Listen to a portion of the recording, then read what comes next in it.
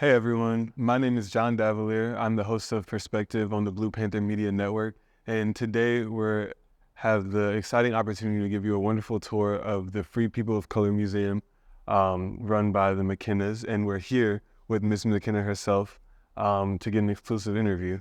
So yeah, it's really great to be here. Thank you for having us. Welcome. We're glad to have you. Thank you. Can you tell us a little bit about yourself, your story, and what got you to this point? Oh my goodness, it's a long story. My husband and I have started the museum. It's a result of our personal, private collection. We've been collecting, I like to say, since we were newlyweds, 50 years ago. We knew that there was a void in the community of Black cultural institutions, museums that told our story. And we wanted to step in and fill that void. And I think maybe that's been what we've tried to do in most of the projects that we've undertaken. You know, we're also newspaper publishers. Yeah. Can you tell me more about that? And that was our first big one, the New Orleans Tribune. And we've been publishing that since 1985. We felt there was just a void on the scene for a newspaper that spoke honestly, truthfully about the Black experience, Black people in our community. So we stepped in and filled that and published our own newspaper. So I like to say that we are resistant. And that's the way we maybe react to the segregation, the bad treatment of Black people throughout our lives, throughout our years together, is that if we see something in our way, we don't let that stop us. Yeah, I really respect that. I think we all do. Just to see such odds stacked against you and still fight, especially my generation. I mean, I recognize all the efforts that people before me have made, and I think it makes all of us want to fight in the same way. And that we have to continue fighting. We have to continue fighting. That's what's sad. Even although we've been publishing a newspaper for almost 40 years now, some of the same subject matter Yeah. that we wrote about 20 years ago, 15 years ago, are the same stories we will be writing about today. Well, can you tell us a little bit about what made you want to, I guess you specifically interested in publishing a newspaper, and I guess how that process was starting off? Oh, well, I could just say Black press. The household and that came directly from my dad, my parents, the household I grew up in.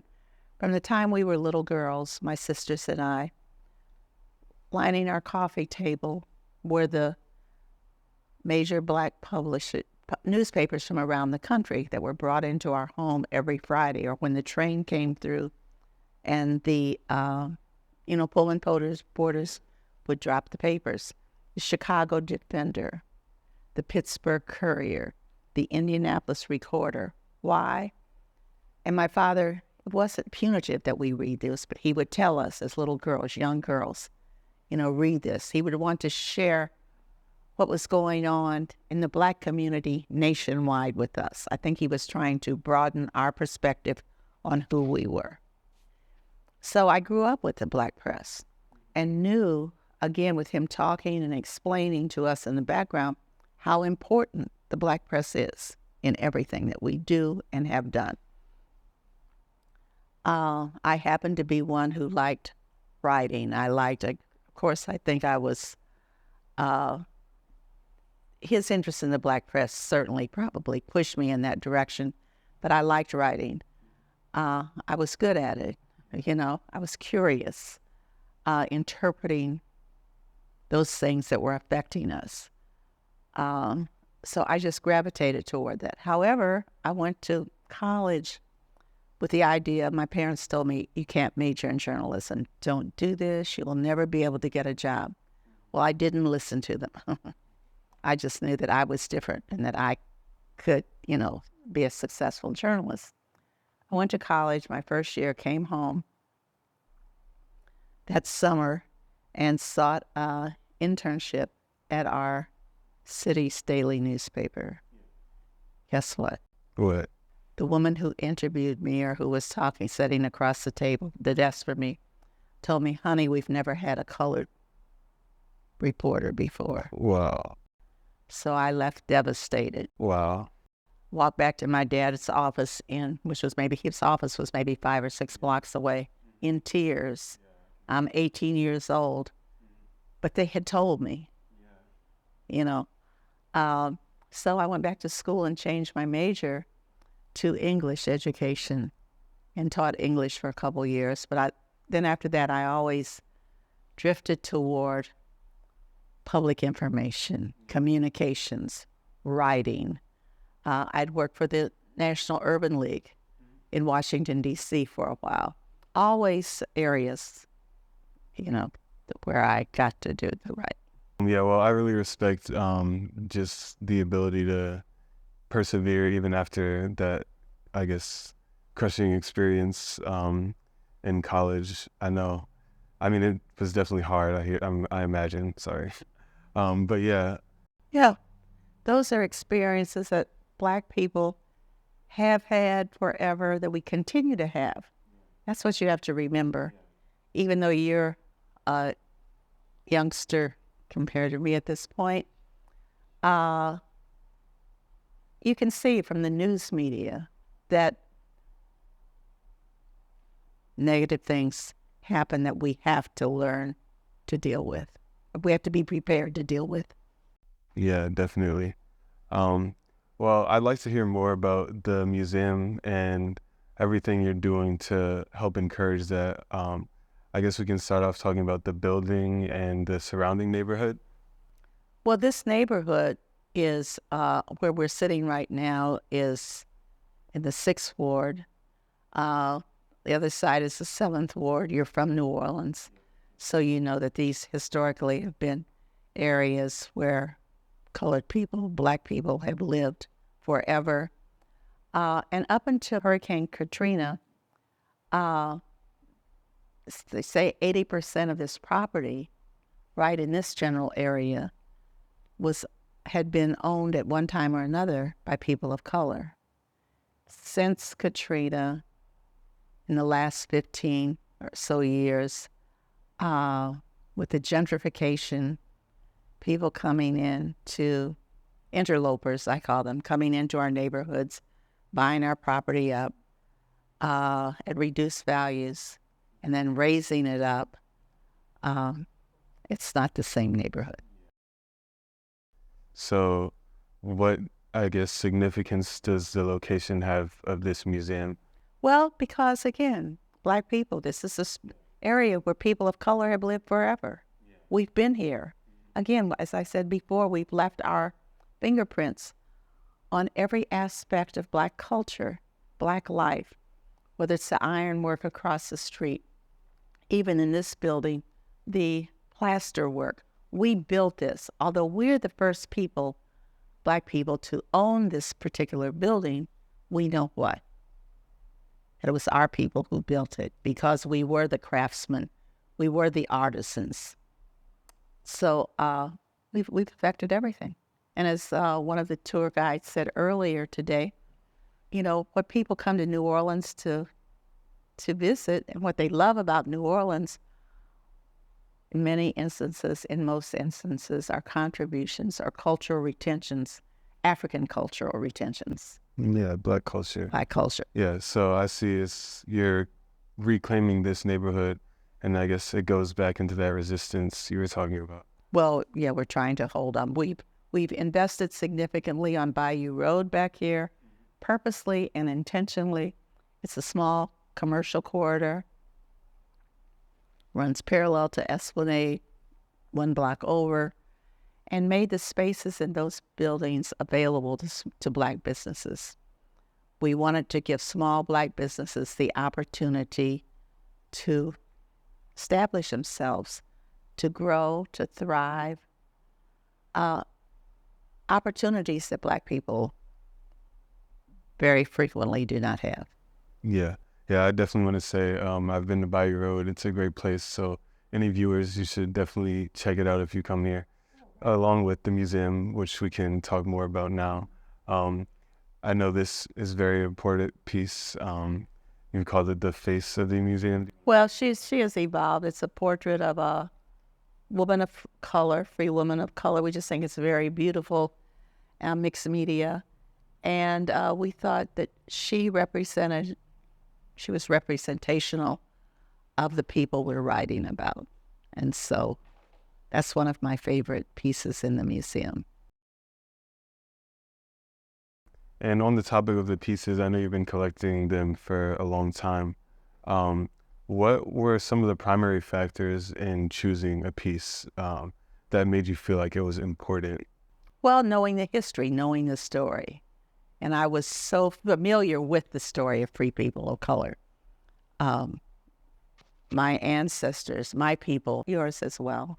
It's the story. I say our story isn't unique to us, but to all Black people. I had ancestors who were free, who were part of the group of free people of color, as well as a great-great-grandmother who was born enslaved. So I knew our stories, and I'm so appreciative of my parents for keeping our story and our history, for sharing that with us. You know, it's nothing that we had to be ashamed of, nothing that we had to, give a side-eye glance to, that they knew the importance of these people, what they had contributed to the city, to the state, to the country, to the world as a whole, and to take pride, to claim it and take pride in it. Yeah, it's really impressive.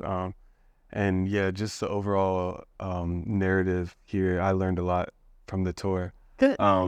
I'd just like to hear, I guess, if you could bring everything to maybe a thesis statement, like what would be the narrative that you really want to express?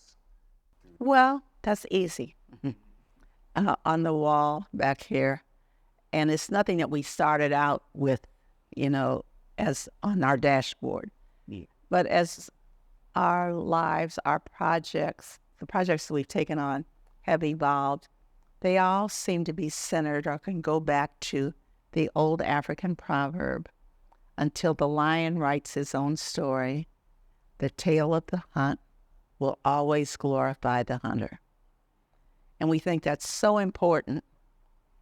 And we've done that through our newspaper, seizing, creating a media outlet like the New Orleans Tribune that we started in 1985, telling our own story from our perspective, unfettered, unedited by the broader white community. We've done that. The museum, another story. When I was a little girl, my parents would take us to Chicago, to the Chicago Institute, the Institute of Art in Chicago. We never saw Black people on the walls. My husband tells me the same thing occurred here with NOMA, Museum of Art, that Black people weren't pictured, that our stories weren't told. And we knew of our rich history, of our many contributions. So once we had the opportunity, we wanted to share what we knew. We thought this was very important for children, for young people, for tourists, but people to know this history, who we are, how much we have created, what we have meant to our country and this nation and the world. Yeah, it's really beautiful, and I think it's really important. I know people, I guess when I was in school, we didn't learn nearly as in-depth in even what this short tour could teach us. No, they don't, but they don't teach it and still don't. That's what I'm saying. This was nothing. I can't ever remember, having Black history classes in school, but that's the reason why I think my parents, I'm so thankful to them that was our dinner table conversation. That was my dad picking up a newspaper off of the coffee table. Oh, did you see this about somebody what they were doing in Chicago or Detroit or the big cities, what other Black people were contributing. That was 50 years ago.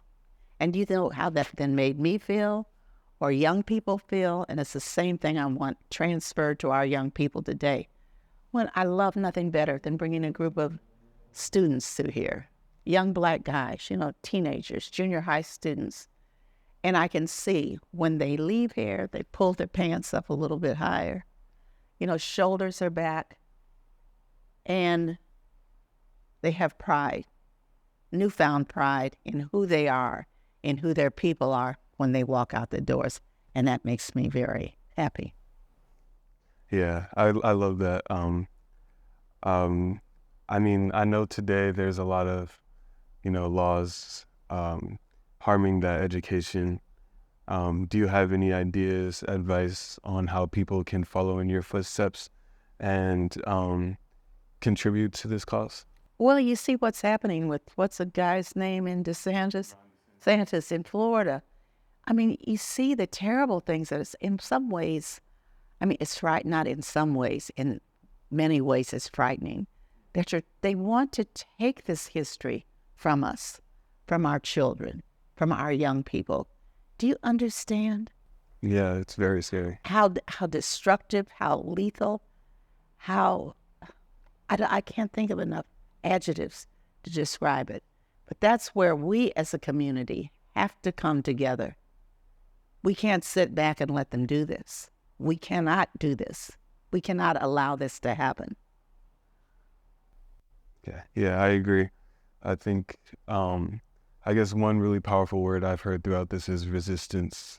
And I think, just overall. Yeah, and that's what I say. Resistance is our motto. That is the McKenna motto. Resistance. Every place. We can't sit back and let them do this to us. Or our young people. We can't. And not only is it resistance, us sitting over here, but as a community, I think we have to be more aware of the importance of unity, us working together. The problems that we face, shared problems, but that we come together, how powerful we are if we support each other and work together. Yeah, I just want to know, I guess, about some maybe specific stories you have about these pieces. I remember when we first walked in, we heard an interesting story about that piece right there. I believe, was that the first one you collected? That was the first one that we purchased. Again, we fell in love with the lady in the standing there, a woman obviously of servant status, but she's holding a bouquet of orchids. And even though we know that she's a servant, she could have been enslaved, her shoulders are back, she's looking up, which to me symbolizes, it's a look of hope. She hasn't been defeated. She hasn't been defeated. And to me, I loved her. She's the first one. And then it's just grown from there, grown from there, all of the pieces. Yeah, what you said there about pride, I think it goes back nicely to what you said earlier about young people coming through here and leaving with more pride. Right. But if you realize that that's what I say. But to talk about DeSantis, so he doesn't want these young guys that I'm talking about. He doesn't want them to know that his grandfather built this. They were the iron workers. We've done it all. The Black people are the ones who built New Orleans. Because the enslaved people that they brought here from Africa were the ones who could survive the heat. They brought a lot of their knowledge, their skills, their agrarian skills with them. We built New Orleans. Yeah. So you would say that the way to, I guess, remain positive and prideful as Black people today would be to remember all of the things that we've accomplished and built and have this information accessible to young people. Have this information accessible again, and I want to share again the word, my two favorite words are resistance on one hand, and then unity, us coming together. You can't be jealous of the man across the street. all of us bringing our talents, our resources, our monies, whatever it is we have to bear on the problems that face us, and they're monumental problems. They're monumental problems. When I go back and look at the newspapers that we published, been published for almost 40 years now, and I look at the topics we've dealt with, guess what? I'm writing about the same stories, the same topics today that we were dealing with 25, 30 years ago. And I think, who was it that said that? Malcolm X, one of them said that, nobody's going to save us but us. And I think we need to remember that. Yeah. Again, these 30 years, 40 years of publishing, that we have to be forceful, take charge, think for ourselves. Think we know what we need. We know what to do, and we know how to do it at this point. It's just a matter of coming together with our money, even in supporting Black businesses. And we don't think about that. We at McKenna Publishing, every year, we do a directory of Black businesses, unapologetically encouraging tourists, visitors to our city, residents, to patronize Black-owned businesses. Spend your money, keep it within our community. And where can people find that directory? You can find some right here. You can find them at a lot of business places. If you're coming in as a tourist, we put them out at the hotels. We do it every year. It first comes out in July. That's when we kick it off every year, when Essence comes to town. We print thousands to go to Essence. We just have another 10,000, 20,000 coming off the press soon to coincide with Bayou Classic people coming here. But we want to educate our people to the importance of spending your money, keeping the money in our communities. Yeah. As a young person, I think it can feel intimidating and I guess almost lonely, trying to push for change in a world with so many negative things going on. I wonder if you have advice for like how you were able to do that and how we might be able to keep up hope, and I guess maybe about what's preventing us from being united. Well, when we think about it, we can think about, we've done all of this, but what I always think is that lady of my great-grandmother. If I'm feeling down or feeling like I've had run into something insurmountable, bad treatment, I think of my grandmother who was born enslaved. Her picture hangs on this wall here. And think of what she must have endured. Or my grandfathers. And what they did. And then I just pull my shoulders back and say, if they could do it, guess what? Here I come. Yep, do it. Yeah, I think that's really important. I also like to just talk about some of the various artwork we have around here, like the statues. Can you talk about just where those are from and I guess what they mean to you? That's obviously an African carving of a mother. I think it's very beautiful. But do you see her holding the baby? Her bare breasts, obviously feeding the baby. Just a beautiful piece.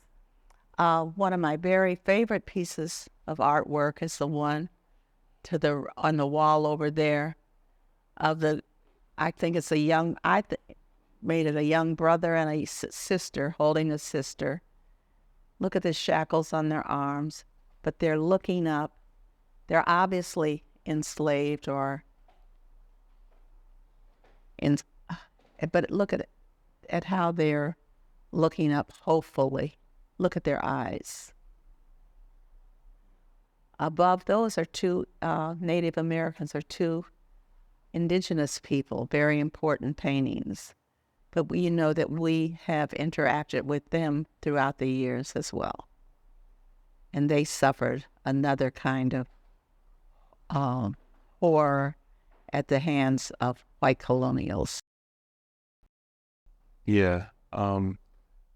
I have to say, this space to me just feels like a very good and valuable, unapologetically Black space, where a lot of spaces feel and can feel kind of uncomfortable, very unwelcoming to Black people.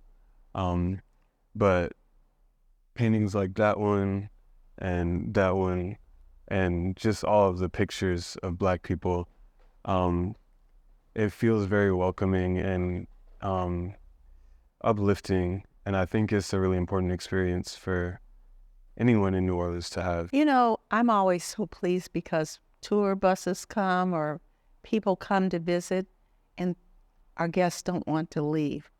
They will have gone through an hour-long tour, and really my workers sometimes have to tell them, you know, your time is up. But I think people do. What you have say, you felt people feel welcome, they feel comfortable in this space. They feel unedited, that they can say or that they're seeing things that might be edited or told another way in another space controlled by other people, and they don't want to leave. They don't want to leave. So we're proud to provide that atmosphere and the ambience for people to come here. Yeah. Well, yeah, going along with that and just the Black businesses that you've been supporting, it feels like there's this focus on rebuilding spaces for Black people, you know, in a hostile environment. Can you speak to that?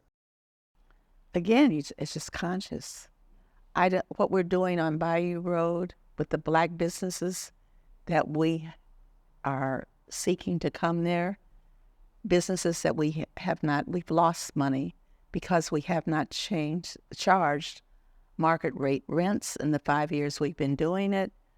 We think it's very important, but we think it's so, but whereas we may not be making the money that we could make, that it's important to us to give the young Black merchant, the young woman who's selling the Jamaican food, to give these people an opportunity. We think we've been very blessed. I think that I have been very blessed, and I like to share. My husband expresses these sentiments too. We like to share our blessings with other Black people. When and where we enter, we want to bring somebody else along with us. Yeah, that's really great. And just impressive. I think it's really important to have community, for what you said, to build unity. We need to have spaces that we can gather as Black people. Yeah, and we don't have to be ashamed of that. Yeah. We deserted part of that when integration came. We left a lot of our places. There were commercial districts. Claiborne Avenue was the main one here in New Orleans. 300 small Black businesses. That was our street, our area, our commercial district. But of course, they came in and tore it down with the interstate. However, Black people, again, I guess that they were probably just blown away by that. But again, integration. There came to the point where we thought it was very important that I take my money and go down and spend it at this venue downtown as opposed to coming here to spend it. Somehow, we still maintain that we need white validation. And we have to get over that and recognize who we are. And be proud. Be proud of who we are. We have so much to be proud of. So much to be proud of. Yeah, well, I guess jumping off of that, do you have any just interesting stories or experiences with people since you've started that you feel like would be valuable to tell? Just people being proud, or I guess just... No, I just think that we do that. You live that. You think about it. You live it. You show it. Again, you're going to think this is ridiculous. Dwight McKenna and I, my husband, if we are going out to dinner tonight, if we're taking you out to dinner, guess what? What? Where do you think we're going? To a black-owned To a business. black-owned restaurant. You know, we don't even have to discuss it or think about it. It could be the fanciest restaurant, you know, downtown in the quarter. But we are going to seek out that black restaurant and take our $100, $75 there, where that will make a difference in those people's bottom line. And we do that all the time. If more people were conscious, you know, if more people were conscious of that. If you're going to get married or have a cocktail party, instead of coming here and renting, which we rent this space out as a venue as well. Our courtyard, our gardens are very beautiful. But instead of coming here and renting this at the price that we charge, people will love to run to Noma and spend $15,000 for something that they could get for half that price here. You know, we've been brainwashed, or we need that validation, when what I'm looking at is, it makes me very happy for you to say you've enjoyed this space today, or you've enjoyed your experience today. That's what I am proud to hear. I'm glad. Do you think, I guess, what do you think could happen to just make this more of a standard? Like, this experience, I feel like, is very important, and I feel like it's one that everyone should have, but it's clearly lacking in, like, education. Right. Do you think there would be a way to, like, bridge that gap? Well, I don't know. We just have to, our people have to, we have to just keep saying it. Where you go, where you're sitting, talking with some of your friends, what you're doing with what you're videoing here. We have to say this. And then again, I believe in living my life as an example, you know, by showing, where do you want to go to dinner tonight? Or a club I'm in, if I'm in a women's club and they have $25,000 or $30,000 to spend on a party. Oh, let's go to whatever, the finest place downtown, you know, and I will suggest, well, no, did you ever think that maybe we should go or out to a black place? And I say that consciously. And I try to introduce, and I guess probably some of my friends get sick of, oh God, here she comes again. But, you know, we have to do that. And some of them you win, some of them you lose. But if we make people think that if I go to that black restaurant and spend my money there, that means a salary that whoever owns that they are creating, you know, and it goes on and on and on. The other thing we do, we use black people in everything we do. If we need an electrician, if we need a plumber, if we need somebody to come in and paint, you can always find black businesses. Whenever, wherever we can, we spend our money with black businesses. Yeah, that's great. So that's it. Yeah. Yeah, you talked earlier about people having field trips here, like schools and stuff. Like, do you feel like that those students, I guess they really benefit from that? How would you feel about more schools getting on board with? Well, I think they should. I think absolutely they should. We're, you know, lots of times say, well, oh, for example, we're dealing with a group of students. We're trying to sell the tour to schools. And one of my people went out this week talking about the tours. Sure, this school, they, you know, bring all incoming students on tours. Guess where they take them? A voodoo tour. But does it ever occur to them to bring them to a small black institution like ours? And when I say this one, there are other small black ones that need support.